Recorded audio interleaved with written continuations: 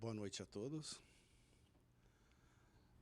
Estamos aqui mais uma vez, iniciando os trabalhos dessa casa, desta feita no sábado, com uma palestra. Eu gostaria de convidar a todos para que possamos fazer uma oração para iniciarmos os trabalhos da casa.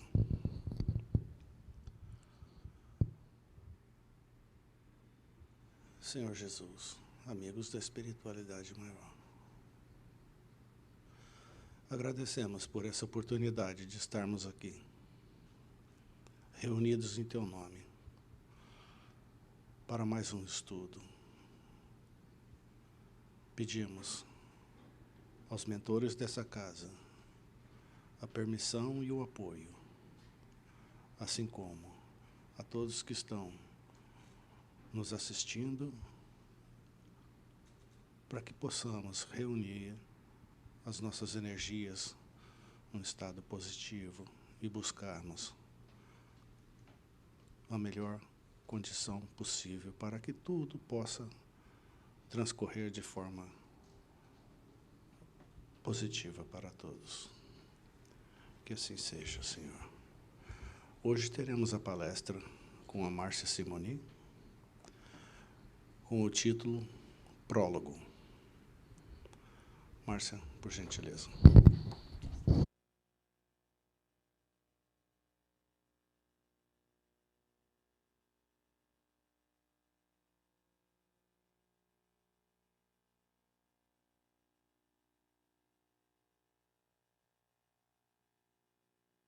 Okay. Agora me ouve? Ok. Boa noite.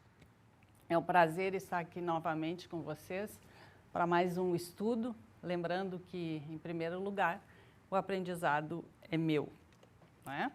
Hoje eu vou falar sobre prólogos. O prólogo é aquela pequena advertência que vem no início dos livros. Então, essas são pequenas advertências, né, pequenos conselhos, digamos assim, para a nossa vida.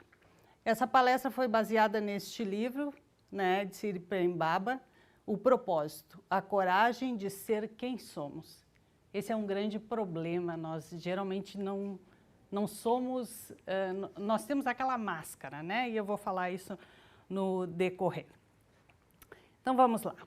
Chega um momento na vida em que, cansados de sofrer, nós decidimos que é hora de procurar ajuda. Nós vemos isso diariamente nos centros religiosos. Mas apesar da nossa disposição em procurarmos ajuda, nós vivemos um modelo do século passado. Porque muitas pessoas acreditam que basta comprar o perdão dos seus pecados para que as suas dores sejam aliviadas. Nós pensamos como se vivêssemos na Idade Média, porém tecnologicamente atualizados. Muitos já entenderam que Deus não é alguém que se compra. No entanto, nós acreditamos que o muito pouco que fazemos é o suficiente para que Ele venha e nos salve dos nossos sufocos. Algumas pessoas acreditam que pelo simples fato de sair do conforto do seu lar, deixar de assistir a sua série favorita, a sua novelinha e vir para o centro ou para a igreja, ou seja, onde quer que for, já é suficiente para que Deus olhe para elas e salve de tudo, de todas as suas dores. Mas o que ainda não entendemos é que não nos basta procurar ajuda sem que haja uma modificação das nossas atitudes. Não há dúvida de que a espiritualidade sempre nos ajuda, mas é preciso que façamos a nossa parte, porque senão o ciclo volta a se repetir. Nós temos que trilhar o caminho ensinado pelo Cristo, entendendo que Deus jamais deixa de fazer a sua parte, mas é necessário que façamos a nossa.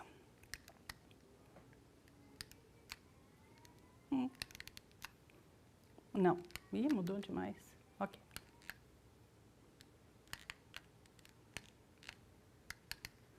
Ixi. Não consigo voltar. Volta para mim, Steve, faz favor. Ok, thank you. Ok.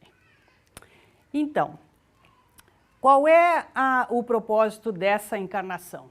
É viver o amor. Talvez o maior erro do homem tenha sido acreditar ser o centro da criação.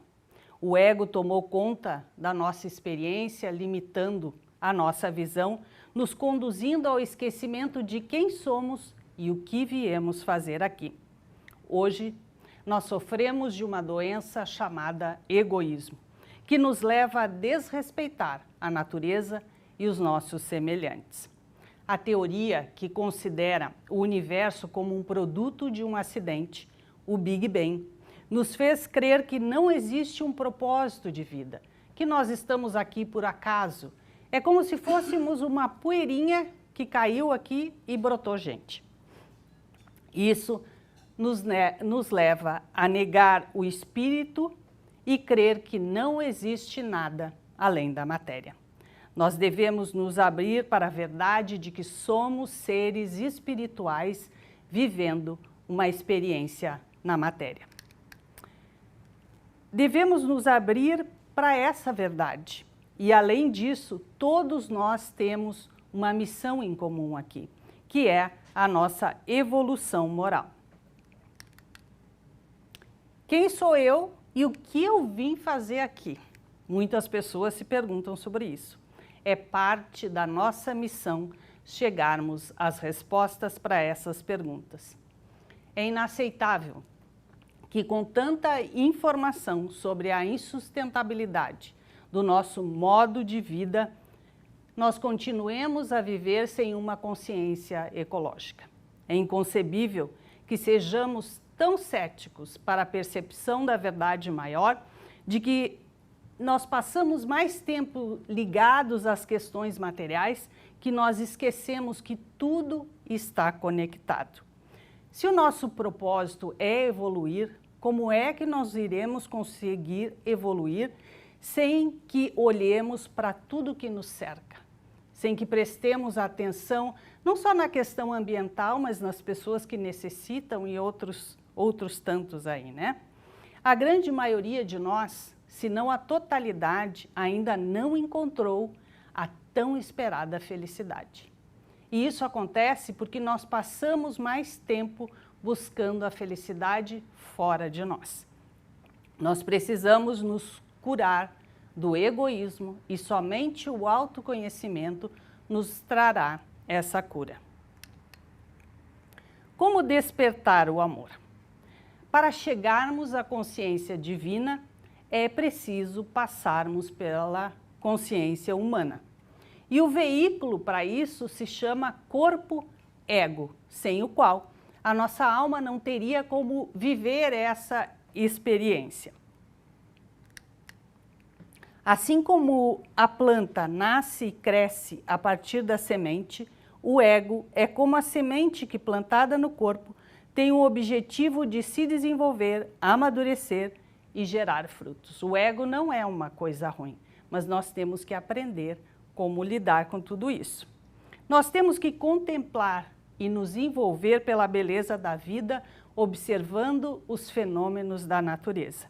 Assim, nós conseguiremos perceber que tudo é fantástico e que vai muito além do que aquilo que conseguimos captar com os nossos olhos. Eu trago essa imagem aqui desse ipê amarelo que fica nos fundos da casa onde eu moro, para contar uma história para vocês. Como a gente tem que observar tudo, às vezes nós olhamos alguma coisa e vemos um problema. Eu morei numa rua que tem árvores antigas, que tem uma florzinha amarelinha como essa, que na primavera cobria a rua, ficava um tapete. E um dia, entrando em casa, a vizinha disse assim: ai, que chato isso, a gente entra em casa, onde vai tem flor, elas grudam no calçado. E eu pensei assim, puxa, uma vez no ano, fica lindo, parece um tapete. Mas geralmente nós fixamos o nosso olhar não nas coisas que vão além da nossa visão, mas nós fazemos um problema de tudo, ao invés de olhar o lado bom das coisas. Como o propósito se manifesta? através do despertar do amor. Cada alma chega aqui com um programa específico a ser realizado e este programa ele está alinhado com o propósito da nossa alma, que é a nossa evolução. Assim como a laranjeira só pode dar laranjas, o ser humano só pode dar um tipo de fruto, que é o amor. O amor é a nossa essência. O amor, ele pode se manifestar de infinitas formas. Cada alma traz consigo dons e talentos que são únicos, assim como também traz desafios. Alguns desses desafios já vêm impressos no nosso DNA. São as doenças genéticas, as limitações física ou mental, e outros serão desenvolvidos no decorrer da nossa vida, de acordo com as escolhas que a nossa alma fizer. Mas o que nós temos que lembrar é que todos estes desafios, eles são instrumentos do nosso aprendizado. Propósito externo. Ele é formado no decorrer da nossa vida, junto com o desenvolvimento do nosso ego e através do contato social, das experiências que nós tivermos. Nós chegamos neste mundo amando e confiando. Nós vemos isso na criança, na sua inocência, né? Mas quando criança, nós temos a lembrança de quem somos e o que nós viemos fazer aqui.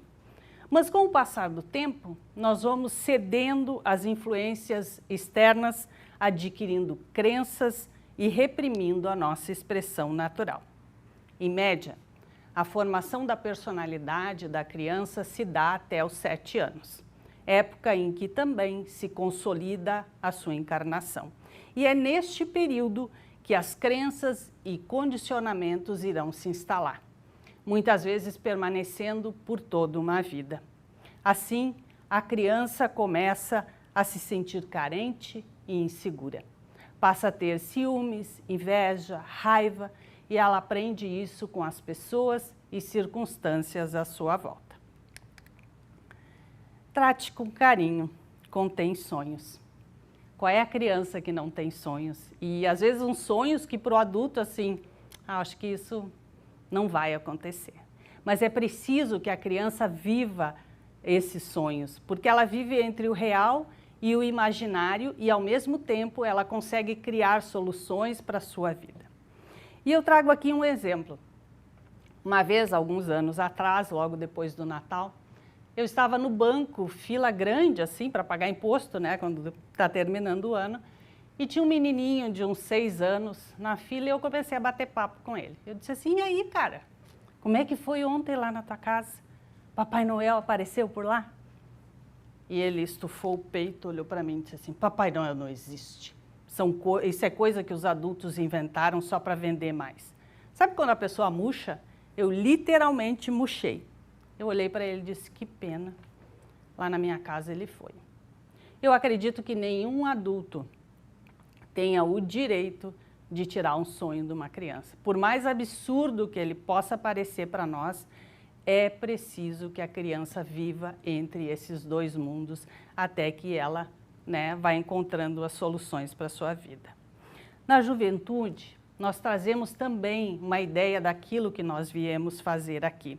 São os sonhos que expressam o nosso propósito e aos poucos nós vamos esquecendo, acreditando nas vozes externas que insistem em dizer que esse sonho não é possível, que esse caminho não é bom, que não temos capacidade para isso. Aos poucos nós vamos cedendo a essas vozes e desistindo dos nossos sonhos e passamos a acreditar nos sonhos dos outros.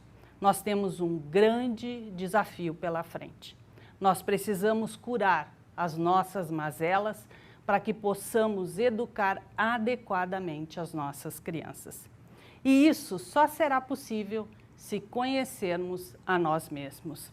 Nós temos que nos liberar das crenças limitantes e da ideia de que somos vítimas. Nós temos que nos tornar capazes de apoiar o desenvolvimento da personalidade infantil, o que implica em não projetarmos as nossas misérias nas nossas crianças. E, ao mesmo tempo, nós temos que dar força para que a sua visão e sabedoria sejam reveladas ao mundo. Muitas vezes, a criança fala alguma coisa e a gente olha assim, sabe de nada, eu que sou adulto, que sei tudo. Mas tem muita sabedoria ali por trás que, se nós formos pensar um pouquinho, a gente vai ver que, puxa, não é que ele tem razão. Uma vez, há algum tempo atrás, eu estava esperando meu filho chegar da faculdade, já era adolescente, 17 anos. E aí, na minha casa tinha um escadão, um pé direito alto, e ele subindo a escada, ele disse, nossa! Eu digo, o que foi? Tem uma lagartixa enorme aqui no paredão. A Márcia pulou da cama para ver a lagartixa, porque eu dormia com a porta aberta, fiquei com medo que a lagartixa entrasse no quarto. E ele olhou para mim, mãe, é só tu esperar que ela vai sair por onde entrou. Eu digo, não, fica aí. Peguei a escada, peguei vassoura e cutuquei a lagartixa, ela ficou num canto lá que não tinha como tirar. Aí eu cansei, sentei, apaguei a luz, desliguei o ventilador, fiquei na porta do quarto esperando. Ela desceu todo o paredão e saiu por uma frestinha num vitrô em cima da porta. Eu digo, e não é que esse guri tinha razão? O que significa é que muitas vezes nós não prestamos atenção ao que eles dizem. Mas tem muita verdade ali. Porque a criança, ela sabe quem ela é e o que ela veio fazer aqui. E nós, com as nossas crenças e limitações, nós vamos apagando, né, essas verdades. Nós precisamos abrir mão das nossas expectativas e das nossas carências supridas através dos nossos filhos. Eu sei o quanto é difícil não repetirmos os velhos padrões de comportamento, porque nós não conhecemos a nós mesmos e não temos consciência das nossas carências e limitações. Desconectada de si mesma, a criança passa a crer que a felicidade depende das circunstâncias externas, ou seja, de outras pessoas e bens materiais. Assim, desenvolve a crença de que a felicidade pode ser comprada. Por isso, a depressão se tornou uma grande doença, assim como nos tornamos dependentes de remédios para dormir ou para atenuar a nossa ansiedade. Estamos criando uma humanidade dependente de terapias. Mas é preciso que autoconhecimento e espiritualidade caminhem juntos a fim de quebrar o ciclo vicioso. Venenos da consciência. Nós precisamos saber quando que o medo tomou conta de nós, quando que a confiança se tornou desconfiança, quando que as crenças e condicionamentos se instalaram, dando início a ciclos viciosos. Os principais meios para isso são a repressão e a negação. Na repressão, a criança nasce pura e inocente. Ela tem aquela naturalidade, aquela espontaneidade, mas muitas vezes isso não é aceito socialmente. Então a criança passa a ser reprimida. Não faça isso, não sente desse modo, não se comporte, não diga aquilo.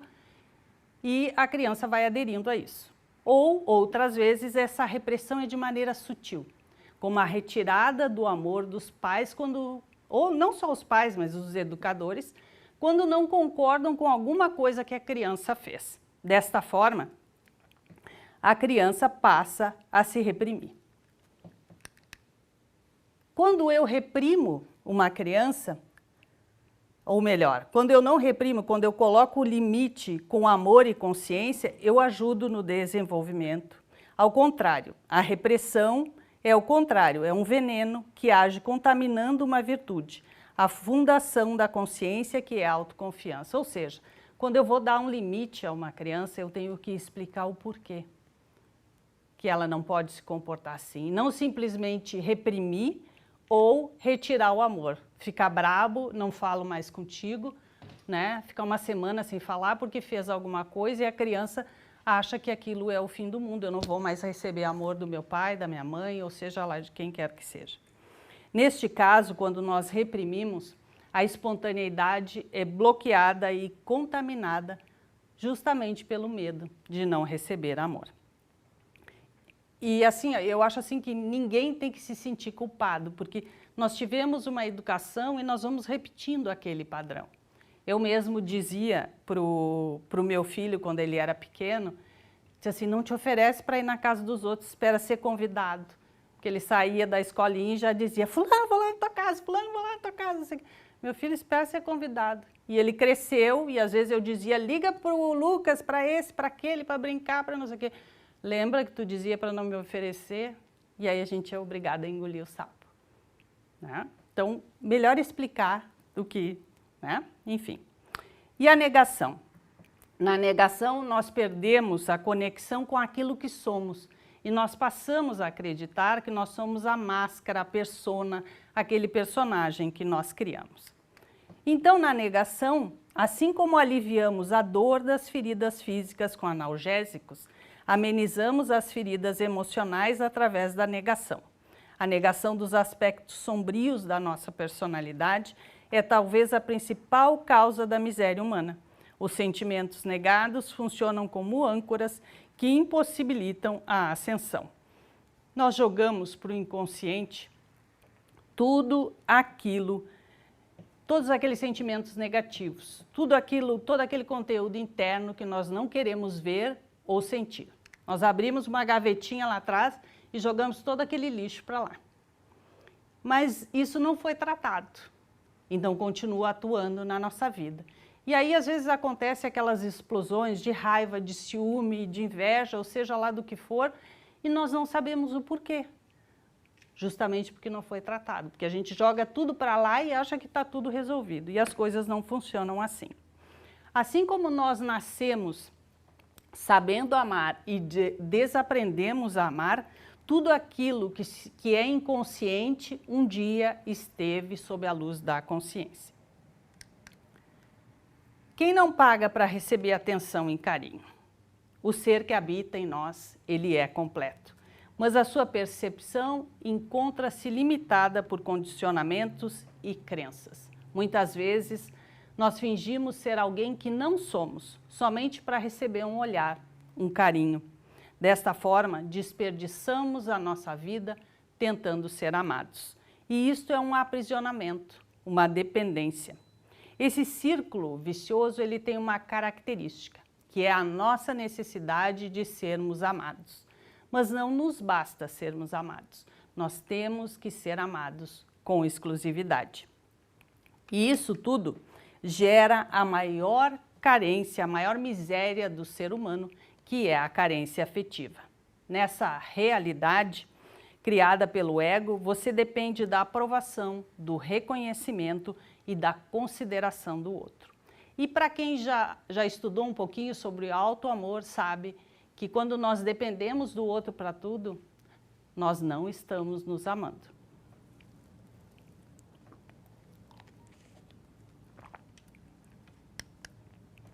O sucesso. O verdadeiro sucesso, ele diz respeito à realização do propósito da nossa alma. Mas na maioria das vezes, e a maioria das pessoas, acha que o sucesso diz respeito à realização do propósito do ego. Então esse é o sucesso, essa é a felicidade sazonal, que vem e vai de acordo com a tendência da estação, da moda. Nós compramos um carro novo e a nossa felicidade dura menos que o próximo lançamento, ou até que um conhecido compre um modelinho melhor. Nós nos apaixonamos alguns meses e semanas e a nossa felicidade dura enquanto o outro corresponde às nossas expectativas. Basta que o outro olhe para o lado que já nos sentimos miseráveis. Se a felicidade depende do outro, se tudo que você conquista é para ser importante para o outro, isso não é felicidade, é dependência. A verdadeira felicidade só pode nascer daquilo que é real, que nasce da plenitude interior. É quando nos sentimos completos por sermos quem somos. Muitas vezes nós buscamos freneticamente a riqueza material para encobrir a pobreza que nos habita. Não há nada de errado com a riqueza, o problema é a ausência de si mesmo. Mecanismos de amortecimento. São fugas da realidade similar ao processo de negação, onde passamos a sentir prazer em sofrer. Será que alguém consegue sentir prazer em sofrer? Pior que consegue. Os vícios são os amortecedores mais óbvios, mas qualquer coisa pode servir como um amortecedor. Alguns são mais fáceis de identificar, como o cigarro, o álcool, as drogas, o jogo, e outros se confundem com algo positivo, como o fazer compulsivo e o fazer sem presença. Em um mundo onde a corrida pelo sucesso e a competição se tornaram normais, o fazer compulsivo se tornou uma virtude. A pessoa que não tem uma compulsão nos dias de hoje, muitas vezes é taxada de preguiçosa. O fazer compulsivo e a preguiça, eles têm a mesma função, é manter os sentimentos negados. Então eu fico fazendo, eu posso ter uma compulsão por comer, por ir para a academia, ter que malhar todo dia, ter que trabalhar demais. Aí eu não preciso lidar com aqueles sentimentos que eu escondo lá naquela caixinha. Né? Eu acho que as coisas estão todas resolvidas. E o fazer sem presença é aquilo que nós mais fazemos nos dias de hoje. Né? Nós estamos trabalhando, estamos no WhatsApp, no Face, no Instagram, no não sei o quê, respondendo mensagem o tempo todo e não estamos presentes naquele momento e naquilo que estamos realmente fazendo. Se você não for movido por um propósito da alma, a ação se torna um passatempo. Nesse sentido, até o autoconhecimento e a prática espiritual podem ser amortecedores. Aquilo que teria a função de despertar a consciência e se torna, na verdade, uma forma de adormecê-la. Como assim? Eu fico, como diz Alírio Cerqueira, na fazeção de coisas. Eu leio muito, eu estudo muito, eu faço a caridade, eu venho para o centro, eu dou passe, eu faço isso, eu faço aquilo, mas nada disso eu aplico na minha vida. Então isso também pode ser um amortecedor. Independente da natureza, o desejo é o que mantém os nossos vícios, os nossos amortecedores. Ele é o poço sem fundo. Quanto mais realizamos, mais desejos temos. E isso acontece devido à nossa carência. E a carência, ela não pode ser suprida de fora para dentro. Os principais amortecedores são o sexo, o poder e a comida. E eles impedem o despertar da nossa consciência. Mas como assim? Agora eu vou ter que ficar sem sexo, sem dinheiro e sem comida?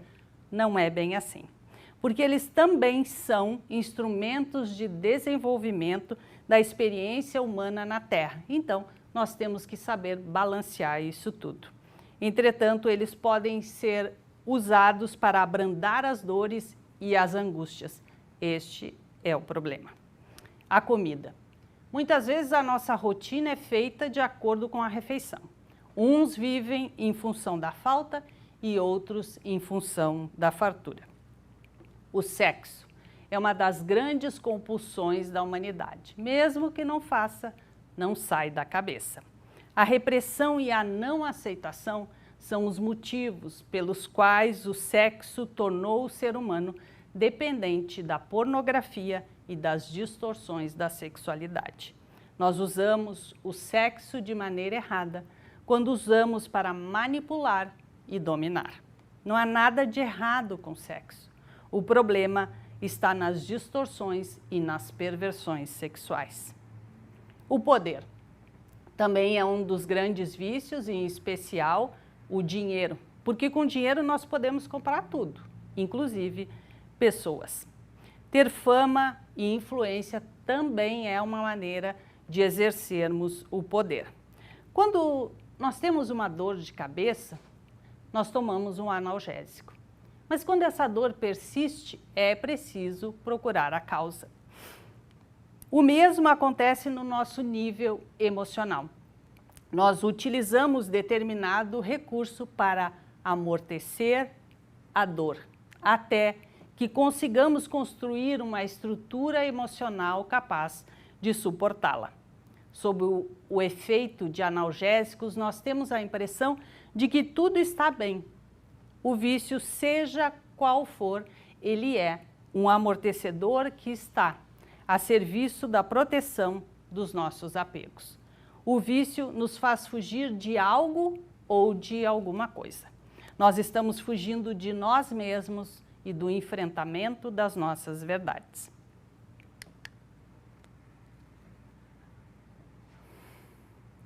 Steve? Eu tenho uma amiga psicóloga que me falou que a doença que está levando mais gente para tratar com ela chama normose. Normose? Ela me explicou que é mais ou menos assim. A pessoa estuda, forma, casa, tem um casalinho de fio, emprego, tira férias, tudo normal. Só que ela não está bem. Tem um oco dentro dela, um sofrimento que ela não sabe explicar. Se todo dia a gente tem a chance de escolher, todo dia a gente pode errar ou acertar. E muitas vezes é por esse medo de errar que as pessoas acabam fazendo o que fala para ela o que é melhor. Segue um caminho que não é o que ela queria, só para atender lá fora, a igreja, a família, e depois de muito tempo sente que aquilo não trouxe contentamento. Todo mundo acha que ela é bem-sucedida, menos ela. A consumição é muito amiga da normose. As propagandas mostram a magreza, a juventude, as roupas, os cabelos, os carros, tudo para fazer você sentir que precisa daquele trem para ser feliz. Aí passa a vida inteirinha tentando ser normal e deixando de seguir a sua natureza, a sua verdade. Não seria bem melhor a gente ser a gente mesmo e aceitar o outro do jeito que ele é? Ao jeito que eu sou, ao jeito que ele é. Para mim, a normose ainda faz as pessoas sofrer outras doenças na fala. Comparação, que nem a diabetes. O doente da normose faz tanto sacrifício para ser normal que ele não tolera quem não é. Aí vem outras doenças, o preconceito, racismo, gordofobia, LGBTfobia e essa doençada toda que está atacando o ser humano maravilhoso. Se a gente deixar de lado essa bobagem, esse trem besta de ser normal, aí sim a gente pode ser um ser humano maravilhoso igual tantos que tem por aí. Te chamou de doido? Ah, deixa pra lá. Te acha esquisito? O que tem, coisinha? Toma isso como elogio. Tenta ser o melhor que você puder. E o melhor tá dentro de você, minha filha. Sua beleza, seus talentos, seu ser mesma, minha filha.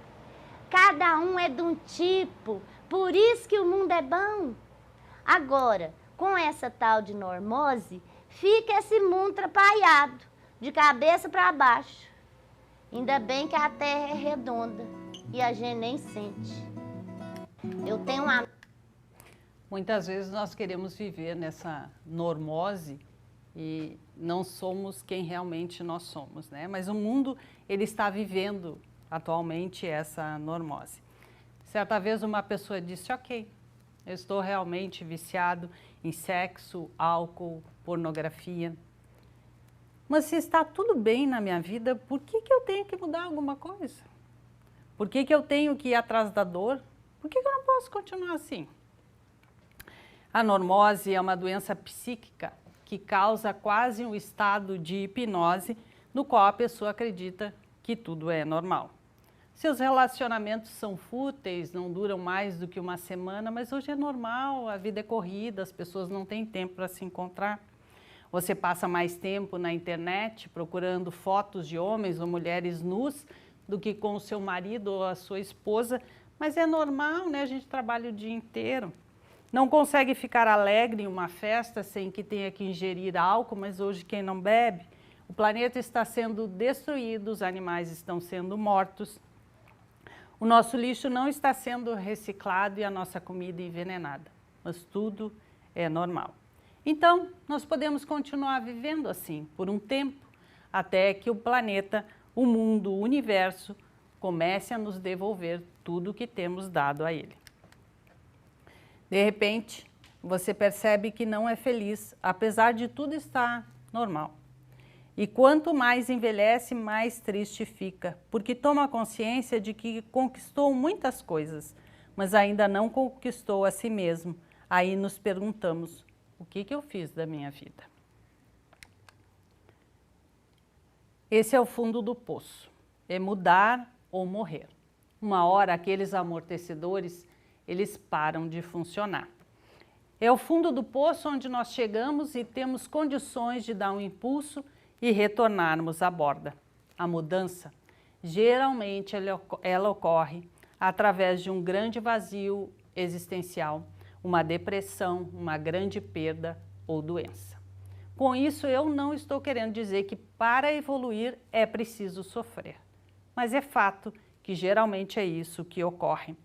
Ao chegar neste ponto, a pessoa só tem duas alternativas, ou muda ou morre, mas morrer não no sentido literal da palavra, mas no sentido de vivermos sem alegria, sem prazer. Quanto maior o império construído pelo ego, maior a queda. E às vezes pode ser bem alta, né? Estilo edifício de Dubai. Chega um momento na vida onde nós estamos vivendo naquela normose e não dá mais, aí tudo começa a desmoronar. É possível que nos demos conta de que tudo que fizemos, todas as vitórias que tivemos não sirvam para nada, porque nada levamos ao partir. Quando somos um estranho para nós mesmos, nem o mundo inteiro é capaz de nos preencher. Nós acordamos pela manhã e nos perguntamos, para quê? Você se veste e sai para a vida se questionando, nada faz sentido, nada satisfaz. E qualquer coisa que o mundo lhe ofereça é insuficiente. A vida se torna um fardo. Tudo aquilo que era normose passa a ser questionado. Essa crise existencial, ela caracteriza uma emergência. Algo precisa ser mudado. Depressão é o amor represado. Nós desenvolvemos foguetes que nos levam ao espaço, mas ainda não temos tecnologia eficaz para transcender a carência e curar a nossa cura pela obsessão pelo poder. Ainda não fomos capazes de encontrar soluções para todos os nossos problemas ambientais e outros tantos que afetam a humanidade. Seria bom se pudéssemos desenvolver uma pílula do amor, porque o amor ele é solvente universal para todos os males. Se o amor não está circulando no sistema, inevitavelmente os níveis de dopamina e serotonina, que são hormônios do amor, da felicidade e do bem-estar, ficam baixos, portanto ficamos fisicamente deprimidos. Muitas vezes a nossa vida material ela pode estar muito bem, mas continuamos insatisfeitos e deprimidos. Então pergunte-se, se eu não tivesse que agradar ninguém, se eu não tivesse que ganhar dinheiro, o que eu faria da minha vida? O que eu faria com o meu tempo? Na maioria das vezes nós seguimos um padrão social e assim ficamos presos a limites, perdemos a espontaneidade, a criatividade e assim nós temos uma tristeza sem causa aparente. Começou quando? Lá no início, na nossa infância, quando começamos a deixar de ser quem realmente nós somos, aderindo às crenças e os condicionamentos dos outros. Suportar a dor. Um dos maiores desafios nossos é saber como lidar com os nossos sentimentos. Em algum momento, nós precisamos retirar a armadura e ficarmos vulneráveis. Assim, nós saberemos como lidar com os nossos sentimentos. Ao bloquearmos os nossos sentimentos para não sentirmos a dor, isso faz com que também não consigamos sentir prazer. É preciso aprender a enfrentar a vulnerabilidade e a incerteza que os sentimentos trazem. É preciso encarar as dores, o que significa olharmos para o espinho e retirá-lo. Ou seja, entrarmos em contato com as nossas memórias e traumas que buscamos esquecer. Entre a identificação da doença e a cura tem um longo caminho, por isso é preciso que estejamos comprometidos com a cura. E Pedro Calabres, que é psicólogo, ele nos diz que, por receio de encarar os próprios medos e fantasmas, muita gente vive paralisada. Essas pessoas se escondem atrás da triste ilusão de que, ao fugirem de si mesmas, estão seguras, protegidas das angústias. Não percebem com isso que aquele que foge de si mesmo está condenado a viver perdido em uma existência que nunca será propriamente sua. Então é preciso que nos conheçamos, e aí entra o autoconhecimento. Voltando-se para dentro. Geralmente, quando nós estamos naquele ponto em que nada satisfaz ou suficientemente frustrados com o mundo, nós estamos próximos de uma grande mudança. Muitos querem ter uma experiência real, mas não querem abrir mão de pequenos hábitos. É sair do medo para a confiança, porque seguir o coração envolve riscos. O autoconhecimento, ele pode ser um caminho perigoso, porque ao conhecer a si mesmo, inevitavelmente entraremos em contato com as nossas insatisfações e medos, o que gera um impulso de mudança. Para ser feliz, é preciso sofrer? Embora muitas pessoas acreditem que não, inconscientemente, nós acreditamos que sim. Uma das maneiras de sabotar nossa felicidade e prosperidade é a crença de que temos, por exemplo, que trabalhar até a exaustão para termos um dia de folga, ou que para sermos espiritualizados é preciso fazer voto de pobreza. Por mais inconscientes que sejam essas crenças, elas ficam inseridas lá no nosso subconsciente e todas as decisões que tomamos, elas estão atuando, estão influenciando as nossas escolhas. O modelo de vida no qual nós precisamos trabalhar muito, receber pouco e descansar menos ainda é, sem dúvida alguma, um produto do esquecimento do nosso propósito de vida. Com isso, nós buscamos passar a maior parte do nosso tempo, da nossa vida, na busca de quê? Amor? Não. Nós passamos a maior parte do nosso tempo na busca de dinheiro. Esse é o grande problema. Mas muitas vezes não temos tempo para usufruir daquilo que ele pode nos proporcionar. Ação e oração. Expandir a consciência é a nossa meta. E para isso nós precisamos fazer de cada conjunto de ações uma oração para o universo. Quando nós abrirmos mão de crescer como individualidade e começamos a entrar na esfera do crescimento coletivo, nós estaremos saindo do egoísmo para o altruísmo. É normal nós ficarmos alternando entre egoísmo e altruísmo, mas nós não devemos negar os nossos sentimentos, mas também não devemos alimentá-los. Quando nós temos um sentimento que não é bom, nós devemos olhar, observar, mas não julgar. Você vê a sombra, mas dá força à luz. E para encerrar, as chaves práticas, né, que esse livro nos traz para que possamos melhorar, né, para que possamos evoluir. Então, uma das coisas que ele fala é assumindo o comando, é estarmos presentes a cada movimento, pensamento, sentimento, palavra e ação. É sairmos da fazeção de coisa, da compulsão, para que possamos prestar atenção no agora. Removendo os amortecedores. Ele nos diz que não podemos, nós devemos, ao mesmo tempo, sair dessas distrações do WhatsApp, do Facebook, ou seja lá do que for, porque elas roubam demais a nossa energia. Assim como também não devemos comer demais, ter ciúme demais, fofocar demais e por aí vai. E para abrir mão de um amortecedor, de um vício, algumas pessoas conseguem, dizem assim, eu não vou mais fumar a partir de hoje. e não fumam mais, não vão mais comer carne e param. Mas tem pessoas que a grande maioria não consegue. Então, para abrirmos mão de um amortecedor, vá devagar. Não diga eu não vou mais comer açúcar a partir de hoje. Vá diminuindo a quantidade, porque se nós colocamos uma meta muito grande, é mais fácil de desistirmos. E a entrega. A oração é uma excelente forma de cura, como também é uma forma de entrega. Entrega é sinônimo de confiança plena. Quando você entrega, você não se abala com as circunstâncias externas, você confia.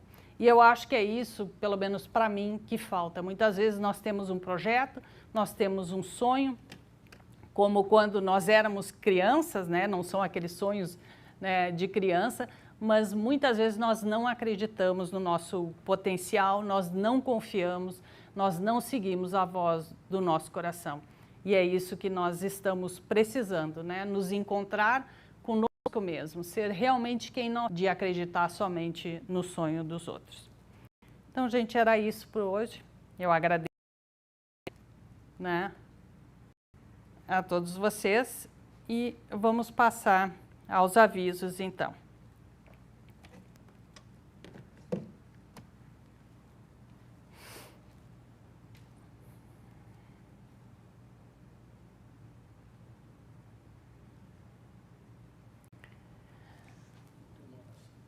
Eu vou fazer. Quer fazer? Então, vamos lá. Nós continuamos com a transmissão ao vivo, nas segundas-feiras às 8 horas, nos sábados às 6h30 e nas quartas-feiras em inglês às 8 horas.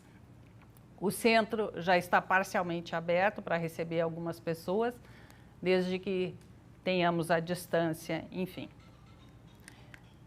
O Evangelho no Lar nós continuamos fazendo pelo Zoom, né? E se alguém precisar de atendimento, pode entrar em contato com a casa, que o Alexandre está fazendo.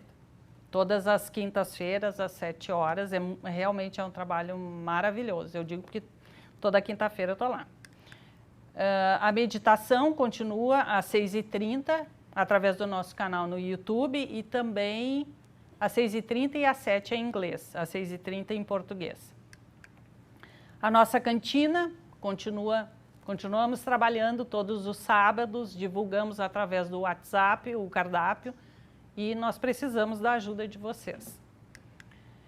E o Yard Sale continua com o Shopping Online, no WhatsApp também, através do Facebook também, e se vocês tiverem alguma coisa para doar, a casa continua aceitando. Né, as informações gerais, então vamos à nossa oração para que possamos encerrar. Amado Mestre Jesus, mentores dessa casa, Pai amado, imensa gratidão pela oportunidade de aqui estar, em nome do Mestre, com tantos ensinamentos, para que possamos trilhar o nosso caminho evolutivo. Ilumina as nossas consciências, Mestre. Dai-nos sabedoria para que possamos escolher o melhor caminho. Que a luz do Teu amor sirva para abrandar aqueles corações que sofrem por esse mundo e a todos os necessitados de qualquer parte que seja. Que assim seja.